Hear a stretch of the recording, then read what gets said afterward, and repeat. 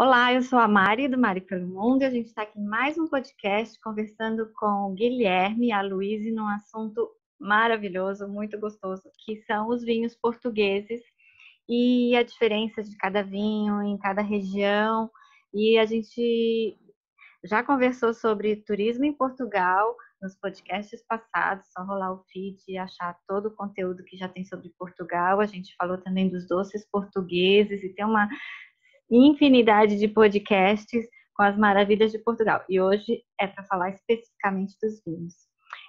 Luiz se apresenta e Guilherme também, e aí a gente vai conversar. Bem, eu sou a Luíse, eu represento o Instagram Learning About Wine e a minha história com vinhos começou em Portugal. Então, estamos aqui unindo o útil ao agradável. Olá, eu sou o Guilherme, eu sou guia aqui em Portugal e também gosto muito dos vinhos e gostaria de trazer aqui algumas informações interessantes sobre esse conteúdo que chama atenção, né, já que o vinho é um dos patrimônios portugueses. Luiz, e quando você foi para Portugal, você já conhecia os vinhos ou você foi descobrindo um a um e aí se apaixonando e visitando as vinícolas? Conta um pouquinho mais. Eu já estudava vinhos aqui no Brasil, fui para Portugal por outro motivo profissional com a minha família e acabei chegando lá, mudando todo o meu planejamento, desisti do mestrado que eu ia fazer e foquei em estudar vinhos, tirei algumas certificações lá em Portugal e aproveitei o tempo disponível para viajar. Afinal, lá em Portugal, você dirige meia hora, já tropeça numa vinícola. Então, é maravilhoso. E pude rodar um pouco de norte a sul, conhecendo os diversos tipos de vinhos, de terroir, castas. E eu não conhecia. A Risa tem em solo propriedade incrível. Muitas a gente nem consegue encontrar aqui no Brasil. Então, participar disso foi realmente uma coisa que encantou muito e mudou a história assim da minha família. A minha filha participou da colheita da uva, então aprendeu, né, como é que faz, e até hoje ela olha a garrafa e fala: olha o vinho da uva. Então, foi uma experiência muito, muito bacana, assim. Mudou realmente a minha vida e hoje eu voltei para o Brasil pelo motivo profissional, né? E continuo focada nos vinhos, assim, não desisti, estou estudando para ser sommelier profissional agora e a paixão só cresce. Guilherme, a gente estava conversando antes para você explicar para a gente quem chega em Portugal e não dá um fora muito grande na hora de escolher um vinho. Assim, o básico que a pessoa precisa saber para poder ter uma experiência legal com vinho em Portugal, mas sem ser muito expert no assunto. Então, no Brasil, a gente costuma utilizar algumas denominações que aqui em Portugal não se utilizam. Por exemplo, você chegar para alguém e falar: eu quero um vinho suave, um vinho doce, ele vai ficar te olhando assim e não vai conseguir entender o que você está falando. Os vinhos portugueses, eles têm assim diferentes tipos de classificação. Mesmo o termo um vinho seco, isso você não vai encontrar com essa nomenclatura aqui. Então, o que eu recomendo é o seguinte: como Portugal é um produtor grande, né, apesar de ter um pequeno território, ele consegue, devido ao clima e também à, digamos, geografia do país, plantar uvas em todo o território praticamente, sendo que tem locais que têm plantação em montanha e outros em planícies, em planaltos. Mas uma característica que eu diria para quem assim não está muito acostumado a pedir vinho ou então tem pouco conhecimento é você, olha, usar uma coisa que é algo legítimo português, que é um vinho que tem a casta Touriga Nacional. A casta Touriga Nacional é uma casta complexa que está nos principais vinhos portugueses de qualidade. Eu diria, segundo vários enólogos aqui, não existe o vinho ruim que tenha a casta Touriga Nacional.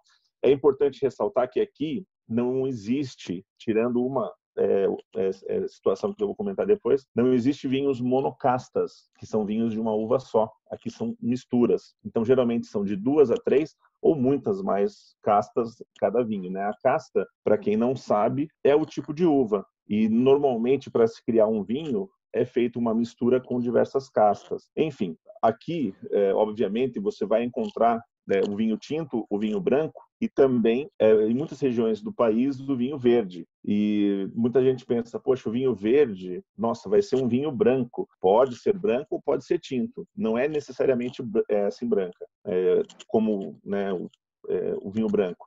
O que acontece? O nome do vinho verde, ele se dá pela região onde é plantada essas uvas. É a região mais verde de Portugal, que é a região do Minho. A região do Minho fica mais ou menos entre Braga e Guimarães, faz parte da região norte de Portugal. E daí é uma região muito verde, daí os enólogos utilizaram esse nome e é conhecido. Mas é um vinho fácil para Então você não tem tomar. É nada a um vinho que ver acompanha com fácil. nem com a Cor da coloração, uva. nem com quando ele foi colhido, né? Não. E uma coisa interessante é que, por exemplo, todo vinho, ele, se você fosse, olha, todo vinho que você produz, se você tirar a casca, ele seria um vinho sem cor. E a casca, conforme ela está presente no processo de envelhecimento dos diversos tipos de vinho, ela acaba dando coloração ao vinho. Ou seja, um vinho rosé, ele deixou a casca da uva muito pouco tempo. Então deu aquele toque meio rosa, né, no vinho. O vinho tinto, o envelhecimento acompanha essa casca, e no vinho branco ele não acompanha casca nenhuma, entende? Então é difícil errar e escolher um vinho ruim. Então, existe uma variedade intensa. Se você vai num supermercado aqui em Portugal, você tem pelo menos duas fileiras de E os vinho em qualquer mercado.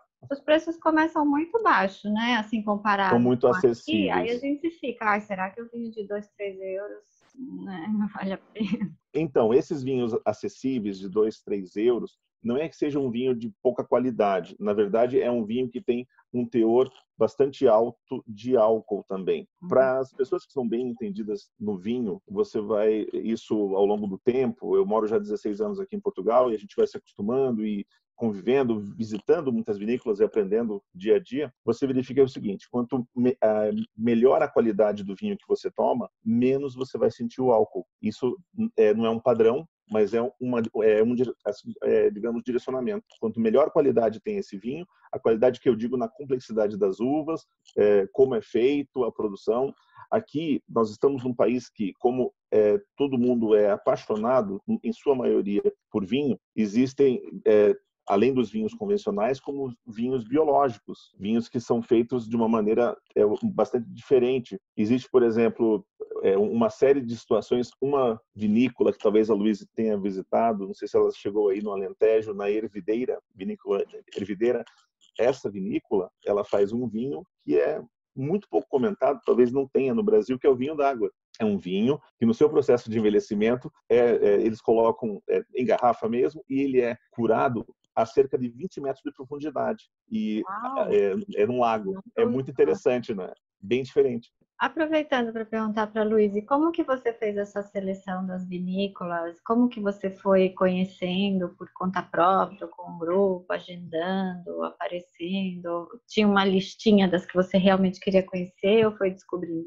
E tinha uma lista que eu já tinha feito, mas acabou que é muita oportunidade que tinha de pegar o carro e a disponibilidade do produtor em nos receber também, né? Então, geralmente eu fazia esse agendamento prévio, e uma pessoa da vinícola recebia a gente.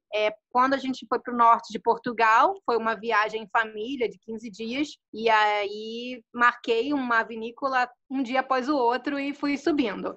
Passamos pela Veleda, que tem a Quinta da Veleda, tem uma história linda, é uma casa que parece uma casa de boneca, que também é lá na região dos vinhos verdes, e de lá nós fomos subindo em direção à região do Douro, e é um passeio de tirar o fôlego, né? O Douro, eu acho que é o lugar mais bonito que eu já vi na minha vida. Eu digo que todo mundo um dia precisa conhecer o Douro. É incrível como é que pode ter se criado aquela região de uma forma tão linda. E vinhos maravilhosos. De comentar em relação à Touriga Nacional, os tintos são maravilhosos. E o que eu descobri lá em Portugal foi o amor pelos brancos. Os brancos portugueses, nossa, é difícil provar um realmente que não seja bom. Principalmente esses na região do Douro. As vinhas dos vinhos brancos ficam bem, bem no alto da colina, que é onde é mais fresco, pega menos sol, menos influência ao calor. e pela altitude, né? E dá vinhos mais frescos. E foi a grande surpresa para mim. Outra coisa que eu não conhecia até morar em Portugal, conhecia, mas não gostava, é o famoso vinho do Porto. Que a Achava gente muito doce. até queria conversar sobre isso. É. Qual a diferença do vinho do Porto, para quem não conhece, quem conhece, obviamente, óbvio, mas para quem não conhece, quando tomar o vinho do Porto e onde encontrar um bom vinho? Pois é. O vinho do Porto, ele tem essa denominação que lá no norte de Portugal tem várias categorias de vinho do Porto.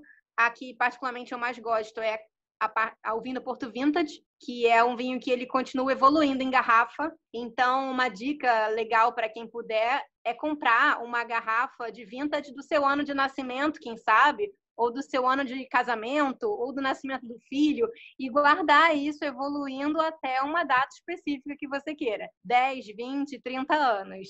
A longevidade dele é sempre uma surpresa. Então, claro, quanto mais antigo o vinho, mais caro ele já vale no mercado, né? Eu comprei o ano de nascimento da minha filha, porque era mais em conta, e espero abrir esse vinho quando ela casar, quando ela se formar, o que seja. E eu aprendi a gostar de vinho do Porto provando uma sobremesa. E harmonizou perfeitamente a sobremesa e explodiu na boca de uma forma tão incrível que conquistou meu coração. Então, aqueles que acham um pouco enjoativo por ser doce demais ou muito forte, experimenta com uma sobremesa.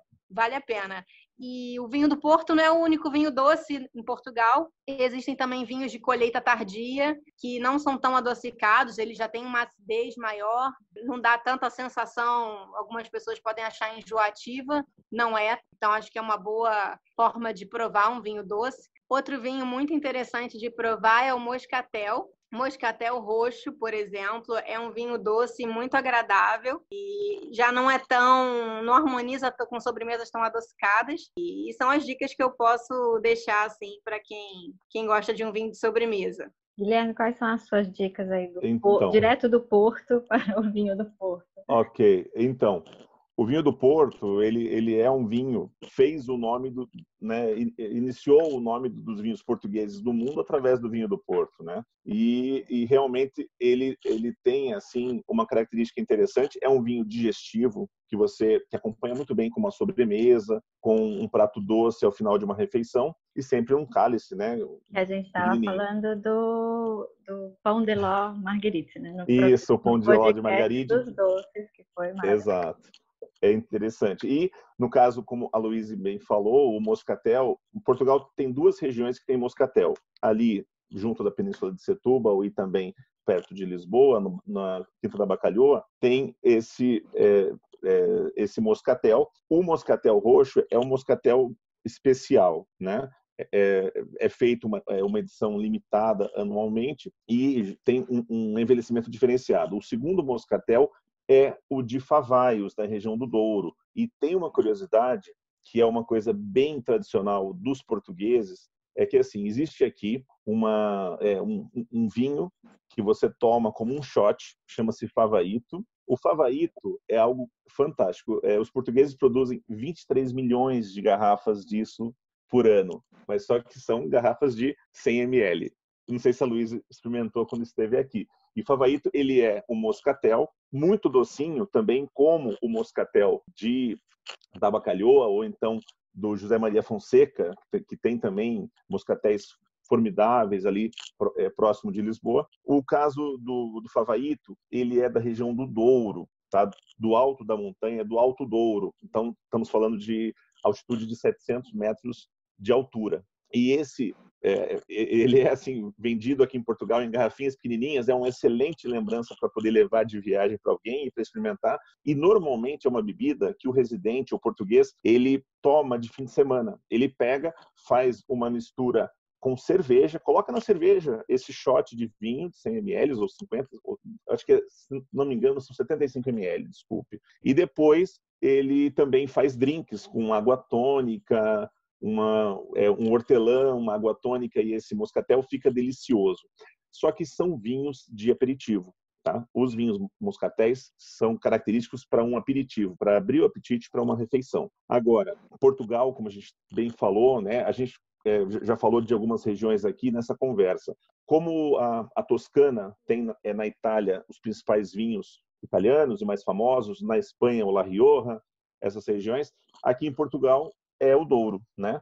Por isso que tem grande destaque. É uma região que tem cerca de 1.000 vinícolas, sendo que 90% dessas vinícolas são inglesas. Os ingleses que criaram o Douro e que descobriram que poderia se plantar uva numa região montanhosa, que tem o xisto, que é um patrimônio da humanidade. Então, ele tem uma estrutura, como a Luísa falou muito bem, é realmente dos locais mais surpreendentes que existe em Portugal, a nível de paisagens, é uma coisa formidável, e você vê em cada pedacinho de terra plantações de uva, e uvas das mais diferentes castas, sendo que vai da margem do Rio Douro até o alto da montanha. Então, imagine você, quase 700 metros de montanha, tudo plantado com uva. Daí vem essa complexidade. Para vocês terem uma ideia, existe na região do Douro vinhos de mesa que são ainda feitos com pisa por pessoas. Normalmente, os bons vinhos do Porto são feitos com pisa, né, de pessoas num lagar, onde fazem a pisa por algumas horas e que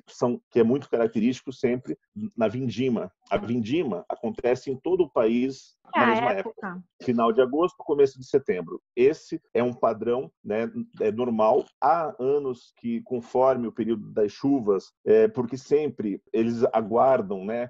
O nosso verão aqui, ele é muito um clima temperado, ele é muito seco. Então, eles aguardam dar uma pequena chuva normalmente e fazem a colheita, né, para a uva ser assim encorpada. Mas sempre é final de agosto, começo de setembro, o momento onde se fazem essas vindimas. As vindimas, uma curiosidade. O Esporão, né? A gente recebeu uma informação. Eles vendem os ingressos, né? Você pode agendar para aquela época, paga uma taxa, participa lá da visita, faz a pesquisa também, alguns deles, né? Só que uma curiosidade, a venda não é para assim para você ir lá fazer a colheita e participar e até fazer a pisa. A venda é para você visitar a vinícola e almoçar lá. É gratuito. Se você pode ir como voluntário, certo? Mas sem fazer uma visita, fazer a pisa, fazer a colheita junto com as propriedades. E uma curiosidade, já estamos falando nisso. No caso do Douro especificamente, também se repete em algumas regiões, mas no caso do Douro, as uvas elas são cortadas com tesouras com mulheres, porque houve, já desde antigamente, as mulheres têm mãos mais delicadas e vão estragar menos as uvas ao tirar. E os homens carregam os cestos, que antigamente eram de vime, eram cestos muito pesados, que poderiam pesar 50, 60 quilos. Atualmente são cestos de plástico. Eu estou falando isso porque para quem não conhece a região, todo em degraus. Eles chamam de socalcos. São degraus em toda a montanha. Então, com espaço que varia de 1 metro a 1,40 m, 2 metros, é estreito, e a pessoa colhe aquilo. Há relatos aqui que as pessoas vêm de todo o país, né, são contratadas para fazer a colheita, daí quando se faz em industrial, uma coisa é quando vai fazer um passeio, né, durante esse período, e daí você pode voluntariamente colher. E a vindima ocorre de uma maneira geral, é muito parecido no país todo. Existe a colheita, depois tem o processo de levar essas uvas para os lagares. Claro que existe uma seleção e, normalmente, as uvas com melhor qualidade vão para o vinho do Porto. Isso é uma curiosidade. As grandes marcas de vinho do Porto, ainda nos dias de hoje, fazem a pisa a pé. Tá? Fazem a Luísa participou de alguma? Como que foi a tua experiência? Participei, sim. É uma experiência bacana de sentir, pisar geladinho. E fica normalmente acima do joelho, né? Coisas que só se vê em Portugal. Só em Portugal. E isso é interessante. Depende da vinícola, você faz assim uma higiene, né, nas pernas, claro. E aquilo, você não consegue ficar muito tempo, porque os vapores são muito fortes e você pode ficar bêbado com os vapores, né? Então você, não sei o tempo que a Luísa ficou. Eu já entrei também, fiquei um tempinho, mas não é fácil. E isso, para quem, né, só por curiosidade, é feito com pisa manual, porque os pés humanos, eles não agridem tanto a parte da semente e também aquela parte que reveste a semente. Então dá para pisar tranquilamente, que não vai, porque isso causa amargo ao vinho, tá? Se a semente ela se abrir, e também eles chamam de mosto, que reveste a semente. Isso acaba por alterar o gosto do vinho. Luiz, e agora que você já voltou para o Brasil, como que você percebe os vinhos portugueses que tem disponível aqui, os que você gostou e que não tem disponível? Como que você faz para ter acesso aos bons vinhos portugueses? Eu acabo pesquisando muito. Tem alguns rótulos que eu pesquisando até pelo produtor, ele consegue me dizer aonde eu consigo esse vinho aqui no Brasil. Tem uns que são bem difíceis de encontrar, outros realmente não tem. Não vem para o Brasil. E é uma alegria imensa quando eu encontro um vinho que eu gostava muito, que não tinha, e por acaso alguém já começou a importar. Né? É uma alegria, porque dá aquele aconchego, né, no coração. Afinal, foi uma fase que marcou muito a vida, tanto minha como da minha família. Então, eu não sei exatamente quantos rótulos portugueses existem, eu sei que são muitos. E tem uns vinhos que são somente até para exportação, né? Nem ficam lá em Portugal. Outros já são ao contrário, não sai do mercado português pela produção ser pequena. E um vinho que me marcou muito foi uma região, uma DOC que tem perto de Lisboa, chama região de Bucelas, e é uma região muito pequena que faz um vinho muito característico de uma casta, né, de uma uva chamada Arinto. É um vinho branco, muito refrescante, e em Portugal é um vinho super barato e é uma delícia. É um vinho que tem tudo a ver com o nosso clima aqui no Brasil. E ano passado, no evento de vinhos de Portugal aqui no Rio de Janeiro, eu encontrei o vinho para vender. E eu fiquei, meu Deus, conseguiram importar o Arinto.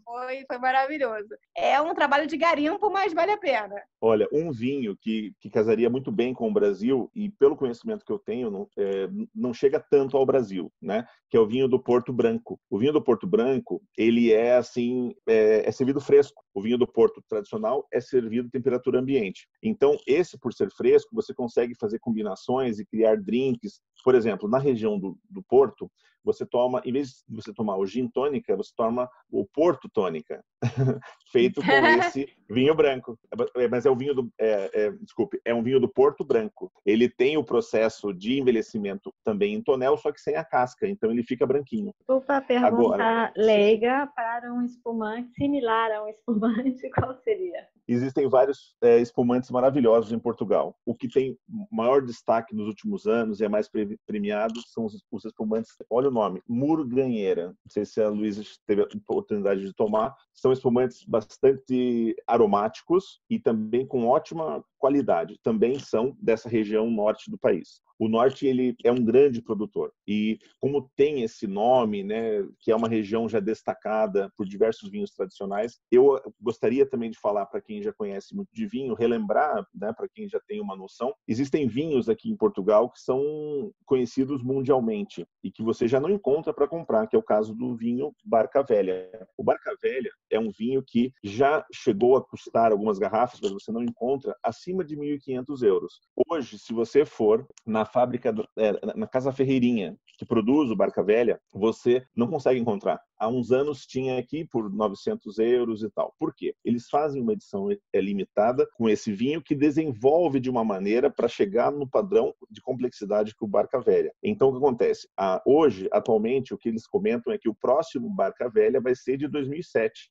Os mais antigos já não existem no mercado. E eles produzem, assim, edições de 2, 3 mil, às vezes no máximo 4.000 garrafas, e vêm aqui japoneses, americanos e compram um lote pagando uma fortuna e depois leiloam pela internet, pelo mundo. Então, é um vinho muito famoso. No caso da região sul, um vinho que é extremamente famoso, e muita gente, se você falar o nome, vai saber, é o Peramanca. Peramanca é um vinho da região do Alentejo, de Évora, né? Muito conhecido, ele é da vinícola Cartucha. E o vinho tinto do Peramanca, ele tem assim uma grande complexidade e ultrapassa valores assim em torno de 250 euros uma garrafa. O vinho branco, em contrapartida, ele é um vinho extremamente acessível, né? Na ordem dos 15 a 20 euros, você toma um Peramanca branco. Só que, por exemplo, eu queria só expor que esses dois vinhos ainda costumam, são vinhos tradicionais dos anos anteriores, ainda são tradicionais e muitas pessoas que vêm a Portugal buscam esse tipo de vinho.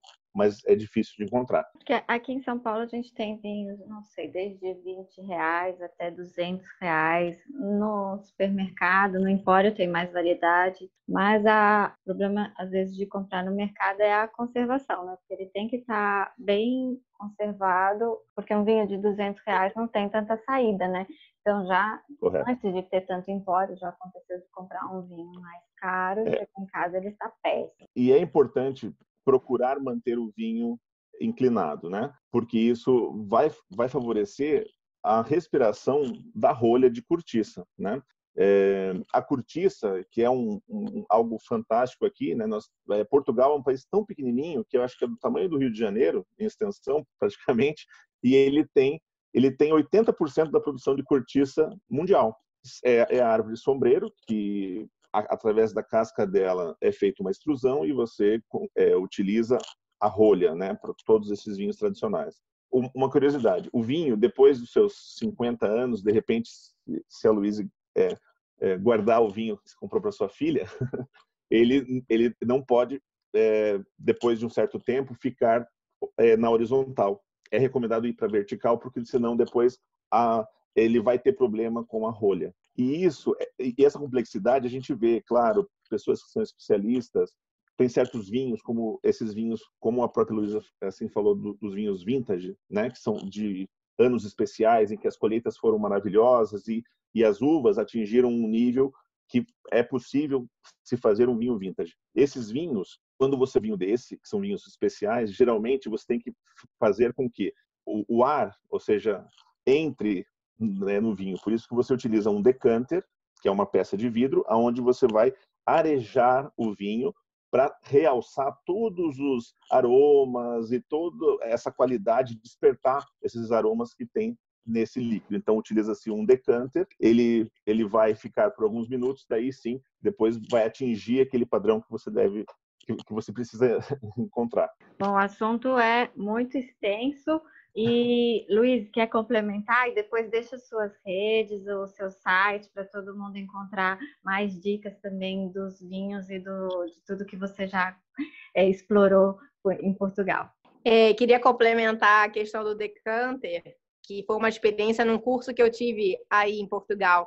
Nesse momento de passar o líquido da garrafa para o decanter, principalmente esses vinhos mais antigos, é legal você ter um foco de luz embaixo, pode ser uma vela ou um celular, uma luz que você consiga ver o momento que o depósito formado no fundo da garrafa não vai passar para o decanter. Foi uma dica que deram no curso. E muito cuidado também na hora de retirar essa rolha, que como o vinho já é antigo, a rolha já está deteriorada, ela pode acabar caindo no decanter e contaminando um pouco o sabor. E acho que é isso. Queria deixar o meu Instagram, Learning About Wine. Lá vocês encontram as minhas aventuras aí pelo mundo do vinho, as descobertas, e espero que vocês gostem. Obrigada pela participação, eu adorei participar, viu? Obrigada, Luiz. E a Luiz sempre participa do Instagram da Carla, o @longeperto. Então, lá tem algumas dicas para quem gosta de vinho, mas não conhece muito. E aí depois se aprofunda mais no assunto com a Luiz, no Learning About Wine. E o Guilherme? Sim, então, olha, eu quero convidar a todos que venham experimentar esses vinhos aqui em Portugal. E só uma coisa para ficar assim, existem muitos cursos aqui rápidos de vinho. Então, quem quiser saber um pouco mais, existe um curso que chama-se Enólogo por um Dia. Quem tiver interesse de se aprofundar, procura depois a Mari pelo Mundo e você vai ter essa informação, que é uma experiência sensacional e muito simples de fazer, só que tem que marcar com antecedência. Eu gostaria de deixar o meu Instagram, @tupantours, que é a nossa empresa aqui em Portugal, e a gente convida todos que venham explorar essa complexidade do vinho português aqui em terras lusitanas. Muito obrigada pela participação. Eu já anotei aqui, então tem um vinho para abrir o apetite, tem outro vinho para harmonizar com a comida, e tem depois o digestivo, e assim vai, né? Uma última coisinha antes de encerrar. Guilherme, você que trabalha bastante com os turistas e eles querem levar o vinho para casa, e como a gente não pode trazer mais líquidos, a gente tem que pôr na mala grande. E na mala grande tem o problema de ter uma quebra ou alguma coisa assim. O que você sugere de embalagem quando o pessoal quer trazer o vinho para cá? Tá, muito bem. Normalmente, o que acontece?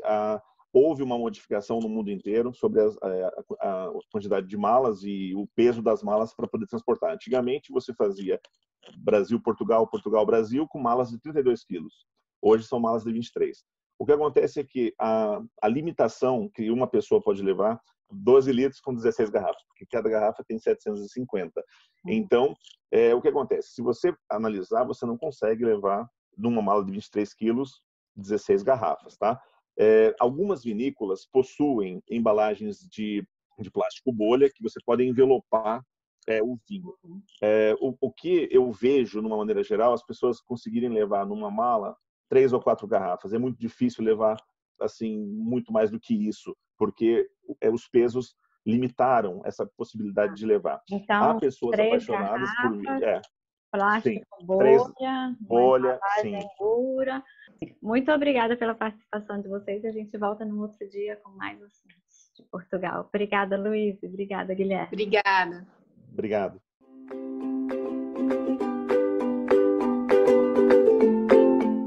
E eu espero que vocês tenham gostado de mais esse episódio.